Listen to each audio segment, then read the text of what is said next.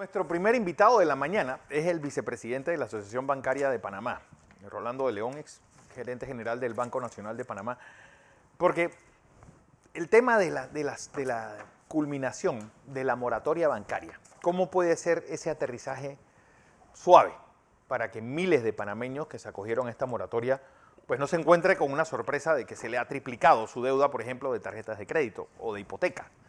Rolando, buenos días. Buenos días para ti, Fernando, y para el ingeniero Blandón. Mucho gusto de estar aquí esta mañana con ustedes. Bueno, ¿cómo va a ser ese soft landing? ¿Cómo puede ser ese aterrizaje seguro y que pues el 1 de julio uno no se encuentre que está a punto de perder su casa o que tiene una deuda 2 o 3 veces mayor de la que dejó aquel lejano marzo de 2020? Así es, Fernando. Mira, la cuestión es muy simple y este es un mensaje que nosotros a través de la Asociación Bancaria y distintas otras fuentes estamos haciéndole llegar a todos nuestros clientes. Es muy importante que si los clientes todavía están en una situación difícil, ya sea porque tienen los contratos suspendidos o porque se han mermado en los ingresos de la familia, Sí. tienen que acercarse a los bancos, a su banco, porque nosotros tenemos las alternativas que les podemos presentar a esos clientes para poder pasar ese mal periodo que se ha dado con relación a la pandemia. Para hacer un contexto de lo que estamos hablando, en este momento la banca panameña tiene un total de préstamos modificados por 19.611 millones de dólares de acuerdo a las últimas cifras de la Superintendencia Bancaria. Eso representa aproximadamente el 37% de los créditos otorgados en la banca, lo cual es una cantidad muy grande todavía. Y supuestamente esta cantidad debe irse reduciendo de manera sustancial hasta terminar la actual ventana que nos ha dado la Superintendencia de Bancos a tener estos préstamos modificados que vence el 30 de junio de este mes. Pero unos préstamos Todavía modificados... nosotros estamos... Sí, dime. Sí, porque sí, no hay duda, los intereses son el precio que uno paga por un préstamo. O que uno, Sí. O sea, ustedes venden dinero y el precio de ese dinero que venden se llama interés. Pero tenemos casi un año bueno, 18 meses de estar en stand-by. Es decir, ¿qué ha pasado con esos intereses? Sobre todo en el tema tarjetas de crédito, que yo creo que es la gran sorpresa que van a recibir muchos panameños ahora que se vayan acercando a sus bancos. Una pregunta muy interesante. Mira, esos intereses que se han generado, esos intereses son intereses por cobrar. ¿Para qué se utilizan esos intereses? Muy simplemente, primero que todo, para pagarle los intereses a los depositantes, que son los verdaderos dueños de los bancos. Sin los depositantes, los bancos no funcionan. Y aparte de eso, los bancos tienen que pagar a sus proveedores y a sus colaboradores. Entonces, esos intereses, al no generarse, le ponen presión a los bancos en la parte de gastos. Aparte de eso, también es importante decir que si llega un momento en que una persona no puede ponerse al día con el banco y el banco tiene que declarar esa deuda vencida y pasarla a castigarla, asimismo esos intereses nunca se cobran y pasan incluso a realizar un gasto por parte de los bancos como una reserva. Entonces es importante saber que esos intereses que todavía no se han podido cobrar quedan pendientes, pero se pueden arreglar de tal forma que el banco busque una salida y las tenemos. Lo importante es que las tenemos para que los clientes puedan ir poco a poco cubriendo esos intereses pendientes, porque al final esos intereses no son la ganancia del banco. El banco necesita esos intereses para pagarle a las cuentas de ahorros, a las cuentas de depósitos a plazo, a sus proveedores y a sus colaboradores, y también tener reservas para préstamos malos. Así que tenemos que hablar primeramente de cuáles son los principales intereses que el banco necesita cobrar para que pueda seguir funcionando. No sé si con eso me explico, Fernando. Bueno, hay una propuesta que el Estado sea solidario con parte de esa deuda. ¿Cómo sería ese mecanismo? Ahí se está buscando un mecanismo a través del Estado, de tal manera que se otorguen garantías por parte del Estado que son garantías temporales, no son garantías permanentes. Son garantías temporales donde se pueda darle ayuda a ciertos sectores de la economía, incluyendo Claro. a las personas normales y corrientes, para que entonces esos intereses o esos préstamos que no han podido ser cubiertos, se les dé en una manera de garantía a los bancos para que los bancos puedan seguir generando más préstamos. ¿Qué sucede cuando las personas no pagan? El banco entonces le es mucho más difícil seguir prestando y afuera hay personas que necesitan el crédito. Pero entonces los bancos se ponen más conservadores si de pronto la gente deja de honrar sus compromisos. Estas garantías lo que harían sería darle un marco a los bancos para que puedan seguir generando préstamos, porque eso es lo que activa la economía. Don José Blandón con nosotros, Rolando. ¿Cómo no, ingeniero? Buenos días, un placer tenerte aquí con nosotros. Igualmente. Déjame hacerte un par de preguntas sencillas Sí. que demuestran mi nivel de desconocimiento en muchas cosas, pero me gustaría respuestas sencillas para nuestra audiencia. La primera pregunta sencilla. Si el sistema bancario panameño quiebra Oh. en Panamá, ¿puede funcionar la economía? La economía puede funcionar en un momento, primero que todo, porque es una economía abierta. ¿Qué quiere decir eso? Al no tener un banco central, lo que mantiene la economía es su capacidad de generar riqueza.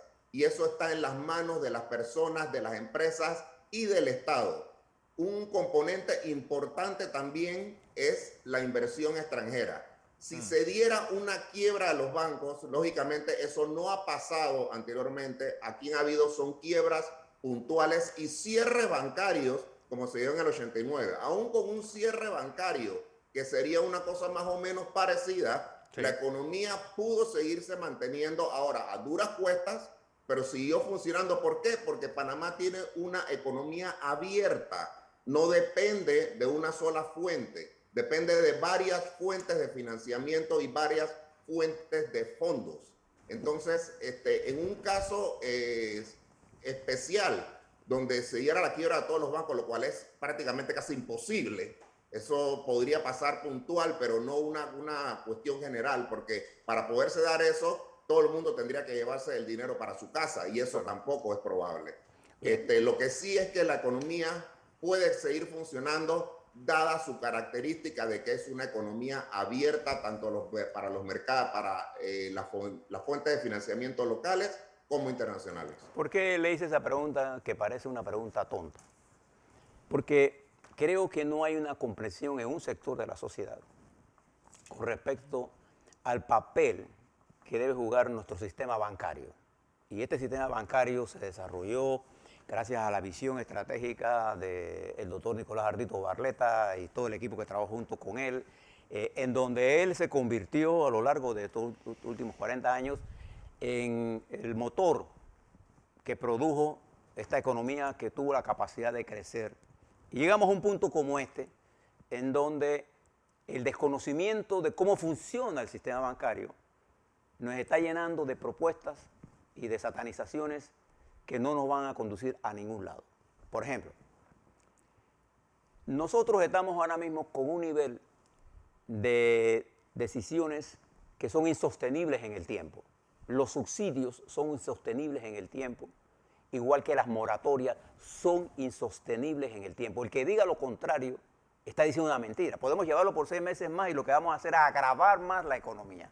Es como un enfermo que tiene problemas de colesterol alto y yo le estoy dando puerco todos los días. ¿Usted no cree que nosotros necesitamos un nivel de discusión más profunda? De ustedes en la asociación bancaria deberían tener una política más de explicación, porque hay mucha gente que con esto de los bancos se confunde de verdad. Créanme que la mentira corre a mayor velocidad que la verdad.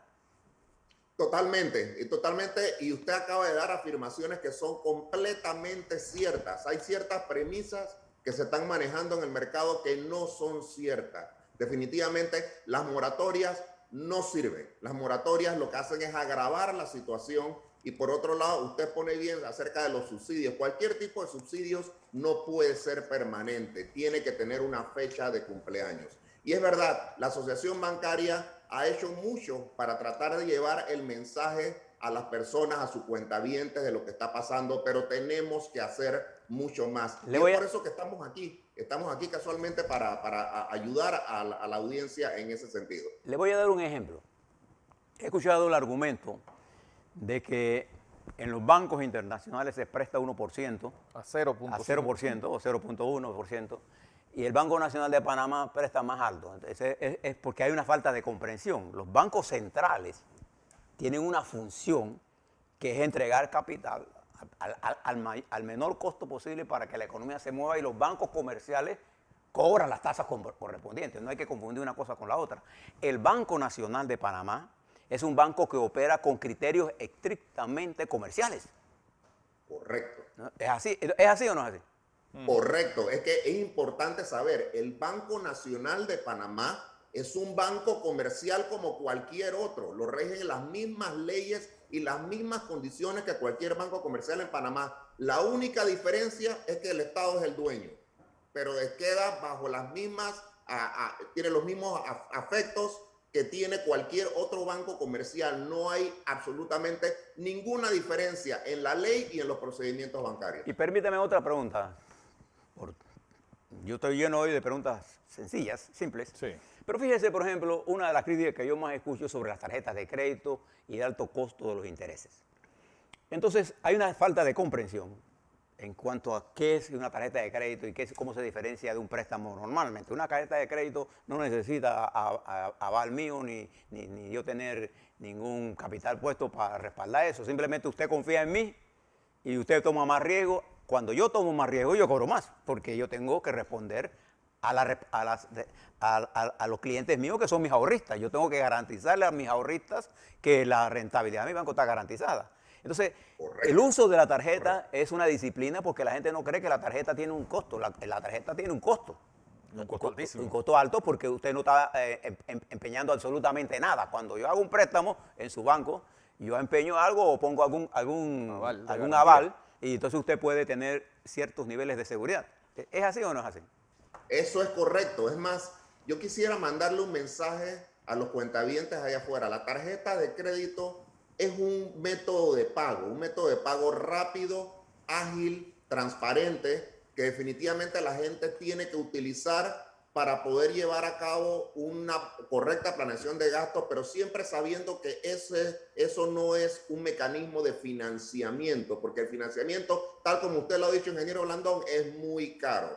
Yo no debo usar la tarjeta de crédito para financiarme. Yo debo usar la tarjeta de crédito para gastos que yo sé que yo puedo cubrir con mi presupuesto. De esa manera, entonces, usted no tiene que pagarle intereses al banco de vuelta. Y es más, y gana puntos y gana millas. Es un excelente producto. Pero si lo utilizamos para adquirir bienes a largo plazo, definitivamente que se convierte en un dolor de cabeza. En ese sentido, hay otras alternativas que los clientes pueden utilizar, como préstamos personales o préstamos hipotecarios, que ya son préstamos que son a largo plazo y que usted puede cubrir con cuotas bien cómodas.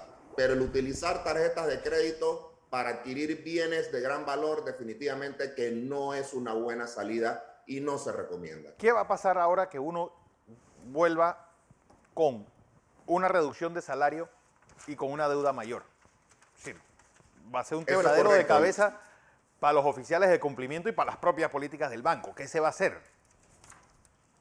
Totalmente. Mira, en estos casos es muy simple. La salida, cuando tú tienes una reducción de ingresos y tienes una cantidad mayor, la salida de eso es ampliar el plazo. Mientras tú amplías el plazo de la deuda, entonces las letras pueden acomodarse al pago que tú puedes cumplir. Esa es la fórmula con que los bancos están haciendo esto. Lógicamente, los bancos lo que tienen que hacer es comenzar a manejar esa nueva transacción o esa nueva deuda de una manera distinta, con un riesgo distinto a largo plazo. Pero esa es la fórmula con la cual se le pueden dar alternativas a los clientes. Si estás repercibiendo menos y tienes una deuda más alta, los bancos te pueden conceder plazos más largos para que de tal forma esa nueva letra que va correspondiente a tu nuevo ingreso se pueda acomodar y así cumplir con la obligación. ¿Se puede pensar en una quita para... No. No se puede pesar una quita porque te voy a explicar por qué. Porque si se vende una quita, entonces hay que darle una quita a las cuentas, a los ahorristas, hay que darle una quita a los proveedores y una quita a los colaboradores. Eso no sería justo, definitivamente, porque, o sea, quedan afectados otras partes que dependen del cobro de esos intereses. Entonces, definitivamente, una quita no es una solución. Lo que tenemos que hacer es tratar de buscar la fórmula en que todos podemos ayudarnos. Las personas puedan tener una fórmula de poder cumplir con su obligación y el banco asimismo darle las alternativas para que pueda cumplir con eso. Es importante y vuelvo a recalcar, esos intereses que nosotros cobramos por los créditos los necesitamos para pagárselo a los depositantes, que son nuestra primera prioridad. Y después de eso a nuestros colaboradores y a los proveedores nuestros para que el banco pueda subsistir. De otra manera los bancos no subsisten. Porque da la casualidad también, o es la coincidencia, que este es un problema que implica bancos y financieras, pero solamente ustedes en la asociación bancaria son los que están dando soluciones. ¿Qué pasa con las financieras? No te podría hablar con las financieras. Lo que pasa es que las financieras tienen otro problema. Las financieras no captan recursos. Claro. Las financieras tienen que ir a los bancos a captar esos recursos que les prestan. Entonces, su situación es diferente. Su nivel de riesgo es diferente y por eso también la diferencia de los intereses que ellos cobran. Ellos mismos como empresas tienen que también buscar sus fórmulas de tener las mejores condiciones con los bancos que les prestan a ellos para ellos a su vez prestarles a sus clientes. Entonces la situación con la financiera es un poquito más complicada, pero también se puede resolver porque todas esas financieras son clientes de los bancos. Bueno, tú eres banquero de hace mucho tiempo y recordarás lo que pasó en 1999-2000 con el Citibank, que se convirtió en la agencia de carros más grande del país. Es decir, ¿cómo evitar que eso ocurra? Que los bancos se conviertan en la agencia de bienes raíces más grande del país, en la agencia de venta de carros más grande del país. Es decir, ¿cómo hacer que ese aterrizaje suave después que se levante la moratoria? Perfectamente. Es casualmente lo que estamos haciendo los bancos ahora mismo. Si los clientes se acercan y nos dan un detalle de su nueva situación, que depende, por ejemplo, de los ingresos que ellos están ahora dejando de percibir, y de la situación de sus trabajos y demás, así el banco puede planificar esos activos para que sean repagados a más largo plazo. Los bancos no les interesa ser dueños de casas, ni de automóviles, ni de negocios, porque eso lo que hace es que acaba con la economía. Ese no es el rol de los bancos. Los bancos queremos que las personas sigan manteniendo sus bienes, sigan manteniendo sus casas, sus automóviles, sus negocios, y nosotros tenemos que buscar esa alternativa. Entonces el soft landing que tú hablas, o sea, o la caída gradual y suave de esto, es ponernos de acuerdo simplemente para tratar de alargar lo más que se pueda esas obligaciones y el banco entonces puede así buscar los recursos a largo plazo para poder sufragar esto de tal manera que todos salgan ganando en esto. Esa es la única manera de que podamos tener una caída leve y que la economía pueda continuar. Eso le va a permitir a los bancos seguir prestando, porque como dije anteriormente, hay personas y negocios allá afuera que todavía necesitan del crédito. Una cosa de las pocas sensatas que dijo el presidente Trump es que podrías darse intereses negativos, es decir, que uno le pagara al banco por tener su plata. En un momento de incertidumbre como esto, ¿es una posibilidad cada vez más cercana? Yo no lo veo pasando ahora mismo. Eso tendría que ser en una situación realmente extrema. O sea, estamos hablando de que las tasas de interés tendrían que subirse a 0 o menos de 0. Como dices tú, se voltearía completamente esto. Yo no lo veo pasando en Panamá, porque aun cuando las tasas de interés se convierten en negativas en los Estados Unidos, la banca aquí en Panamá tiene que financiarse afuera y los bancos definitivamente que no van a utilizar tasas negativas para eso. Así que eso es una condición que en Panamá, por su nivel de riesgo, no se va a dar. Y así que yo creo que podemos descartarlo. Permíteme hacerte una pregunta de carácter ahora estratégico, un poco más elevando, un poco más en do mayor. La política del sistema bancario panameño, con respecto al desarrollo nacional, ¿cuál es? ¿Es de seguir impulsándolo? ¿Es de mantenerse quieto y no entrar? ¿O es de asumir el riesgo? Porque, permíteme, esta mañana le estamos dando al país un balance general de lo que somos nosotros para el mundo. Sí. Como canal, todo lo que nosotros tenemos, y usted es banquero, usted sabe las relaciones internacionales. Este es un país que tiene más perspectiva y hablan mejor afuera que lo que hablamos nosotros dentro. Entonces yo quisiera que usted le diera un mensaje a nuestros oyentes de cuál es la filosofía del banco con respecto al apoyo del desarrollo nacional, porque hay gente que habla de desarrollo nacional, pero después eso tiene que traducirse, cómo se come, cómo no es solamente decir cosas, es cómo se va a tener los ingredientes, es cómo se va a cocinar ese desarrollo, y ustedes han jugado un papel importante en los últimos 40 años del desarrollo nacional, sin duda alguna. Hay gente que hoy lo pone en duda, pero sin duda alguna lo ha jugado y lo tiene que seguir jugando. Le agradezco la pregunta, ingeniero, y se lo voy a contestar de esta forma. Quedarnos quietos no es una opción. Sí. Los bancos tienen que continuar contribuyendo a la economía. ¿Y cómo lo podemos hacer? Seguir prestando. Hay muchas oportunidades todavía, y usted ha mencionado algo. La percepción de riesgo allá afuera es mucho más alta que la que tenemos nosotros mismos aquí en Panamá. Y definitivamente que eso quiere decir que la fortaleza de la banca existe, que todavía la banca tiene recursos para poder seguir prestando, y esa es la única manera de hacerlo. Tenemos que identificar simplemente muy bien las industrias que ahora mismo necesitan ese apoyo, y lo estamos haciendo. Pero mantener una actitud conservadora no es una opción para la banca en estos momentos. Yo creo que ya eso pasó. Nosotros tenemos que continuar todos los bancos hacia adelante para poder contribuir con este país, y queremos decirle a las personas, vamos a resolver los problemas que ustedes tienen, acérquense a nosotros y a la misma vez traigan nuevas oportunidades, porque los bancos sí las queremos escuchar, porque nosotros necesitamos seguir generando negocios para poder entonces seguir correspondiéndole de la misma forma a nuestros depositantes. De esa manera vamos a contribuir y vamos a hacer patria. ¿Qué pasa con esta sobreoferta de viviendas? Es decir, ¿es viable seguir apoyando la construcción como locomotora de la economía? Y sobre todo, excelente pregunta. ¿qué va a pasar con ese montón de casas? Sí, es muy importante que ahora mismo saber dónde está ese exceso de inventario. El exceso de inventario de casas y apartamentos está en el sector medio al sector alto, pero la parte preferencial, sí, todavía tenemos un déficit. Yo personalmente te puedo decir que en el caso nuestro nosotros estamos financiando a los sectores preferenciales.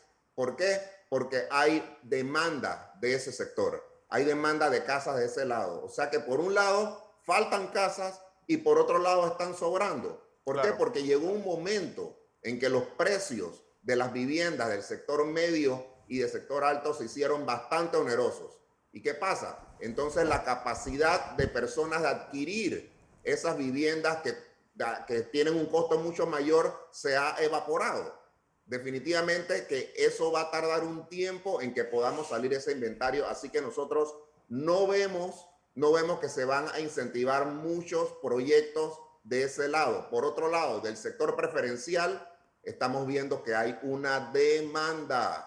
Así que por ese lado se está poniendo muchos recursos para el desarrollo de nuevas casas y nuevos apartamentos también de carácter social y preferencial, porque allí vemos una gran oportunidad. Lo del otro inventario, definitivamente que va a tomarnos un poquito más de tiempo. ¿Podemos ver una reducción de los precios de las viviendas pronto? Todo depende del precio de los materiales. Lo que hemos visto y lo que yo he escuchado de algunos de los clientes míos es que los precios de los materiales han comenzado a subir sorpresivamente. Sí. Entonces yo creo que eso también tenemos que verlo muy de cerca, porque si los precios comienzan a subir, lógicamente el costo para un desarrollador de un apartamento o de una casa también comienza a subir. Yo pienso que los precios tenemos que buscar una estabilidad de los mismos para que podamos seguir construyendo y tratar de reducir ese déficit habitacional que existe en el país, que ahora mismo ronda aproximadamente 100.000 unidades de vivienda. Bueno, Rolando de León, vicepresidente de la Asociación Bancaria de Panamá, gracias por tu participación. La orden. Vamos a Claro infor- que sí, que estén muy bien. Así es.